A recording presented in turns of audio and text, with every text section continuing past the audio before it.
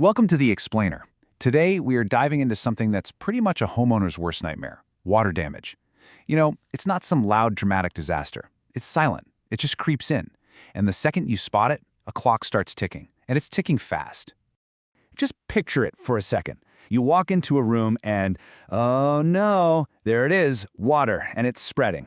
That feeling, that cold shot of panic right in your gut, that's where this whole story really kicks off. And what you decide to do in those next few hours, well, it can be the difference between a small problem and a full-blown catastrophe. Okay, so let's get into it. This unwanted intruder. To really understand how to fight it, you've got to know where it's coming from. And the funny thing is, the biggest threats, they're often hiding in plain sight. The things we use every single day without a second thought. Yeah, just look at this list. We're not talking about some freak act of nature. We're talking about the washing machine you just started, or the AC that's been humming along all summer. I mean, get this. An estimated 14,000 Americans deal with a water damage emergency every single day. And a lot of the time, it's one of these guys. That pressurized supply line to your sink, it can pump out gallons a minute. It can flood a room faster than you can believe. Okay, from the second things get wet, this number is all that matters. 48 hours. Seriously, burn it into your brain. Why? Because after about 2 days, that water isn't just sitting there anymore. It's soaked deep into your drywall, your wood studs, and that creates this perfect, quiet little incubator for mold. And that's the moment a water problem turns into a serious, and I mean serious, health problem. So, you take that 48-hour mold clock we just talked about, and then you add in some environmental factors. That's when you get a real recipe for disaster. And to see what I mean, let's take a look at a place like Tampa, Florida. It's basically a perfect case study for how climate, geography, and even old buildings can team up to create a perfect storm for water damage. So Tampa is sitting at this crossroads of what I call damage accelerators. You can see it right here in the table. First, you've got the climate, right? Subtropical. That means high humidity all the time, which mold absolutely loves. Then there's the geography. It's right in the hurricane corridor, so you're constantly dealing with storm surge and rain being driven sideways into buildings. And then the third piece of the puzzle. A lot of the infrastructure is older.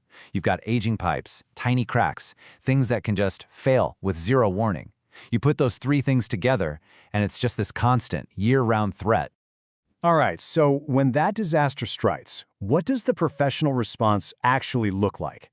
It's not just about mopping up. It's a really systematic process of taking total chaos and bringing it back under control. And it all starts with this number, 60 minutes. That is the industry gold standard. For a real emergency, you should have a certified crew at your door within an hour. And when I say certified crew, I mean people who are actually trained for this. They know how to handle it safely, they have the right gear, because every single minute that water sits there, it's on the move. It's wicking up your drywall, seeping under baseboards, soaking into the very bones of your house. Speed isn't just nice to have, it is the single most important factor in this whole thing. The whole professional response, you can kind of think of it like a 3-act play. Act 1 is the emergency extraction. That's when they bring in the big guns, powerful truck-mounted vacuums to pull out thousands of gallons of standing water. Act 2 is mitigation. That's all about stopping the bleeding, making sure the damage doesn't spread. And finally, Act 3, drying and restoration. This is the really scientific part, where they start tackling all the moisture you can't see. Now, this idea of mitigation is super interesting, and it's something a lot of people don't get. It's not about fixing the damage yet, not at all. It's purely about damage control, preventing the problem from getting any bigger. Like putting a tarp on a damaged roof or setting up plastic barriers to protect other rooms. Good mitigation is what separates a huge repair bill from a manageable one, because it saves stuff that would otherwise be lost. Okay, so the standing water is gone, the leak is stopped. But what about the real long-term threat? I'm talking about the moisture that's already soaked deep inside your walls, your floors. Getting that out isn't just about pointing a few fans at it. It's not guesswork. It is pure science. And this slide just nails the difference, doesn't it? On one side, you've got the DIY approach. Towels, a shop vac, maybe a couple of fans. It's basically guesswork. But on the other side, you have the professional approach. They're following scientific protocols, using technology like thermal imaging to literally see inside your walls. One approach just kind of hopes things are dry. The other one proves it with data. And this is the gear that makes all the difference. We're talking about thermal imaging cameras, which are basically like X-ray vision for water. They let you see moisture that is completely invisible. Then you've got these massive commercial dehumidifiers and high-velocity air movers. They work together to literally control the air in the room, creating these specific airflow patterns that pull moisture right out of the building materials. And finally, you have these moisture meters that give you the hard numbers, the proof, to confirm that everything is back to normal. So here's the bottom line, the most crucial point about all of this. The goal isn't just to make things feel dry. Anyone can do that. The goal is to bring all those affected materials, the drywall, the wood, the insulation, back to a scientifically verified dry standard. It's not done when you touch a wall and it feels dry. It's only done when the instruments say it's done. And that is how you prevent that hidden mold and rot from showing up 6 months down the line. All right, so the water's gone, the drying process is in full swing. Now comes the next big hurdle, dealing with your insurance company.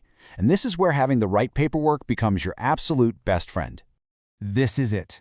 This is the question on every single person's mind. Is my insurance actually going to cover this? And the honest answer is, it's complicated. It's not a simple yes or no. It really depends on how the water got there and what your specific policy says. For instance, a pipe that just suddenly bursts, that's usually covered. But a tiny leak from a faucet that's been dripping for months and you just ignored? Probably not. So here's the general rule of thumb. Most standard homeowners policies cover stuff that is sudden and accidental. The dishwasher goes haywire and floods the kitchen? Yep, probably covered. Supply line under the sink bursts? Yep, usually covered. But what's almost always excluded? Gradual damage. Slow leaks, things that happen because of poor maintenance. And this is the big one, ground surface flooding, like from a hurricane storm surge. That is not covered. For that, you need a totally separate flood insurance policy. And this brings us right back to why getting a pro is so critical for your insurance claim. Look, insurance companies don't just write checks because you have a problem. They pay for proven, documented losses.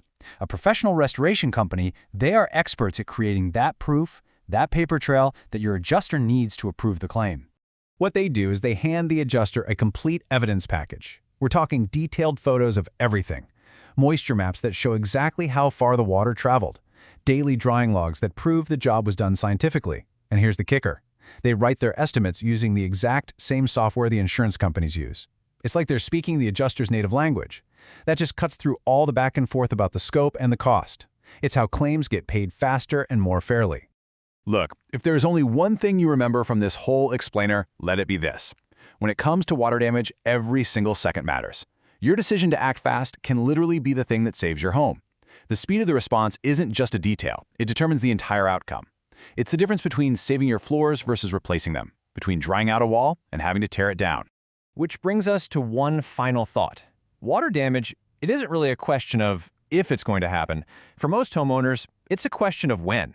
It's one of the most common disasters out there. So, with everything you know now, what's your plan?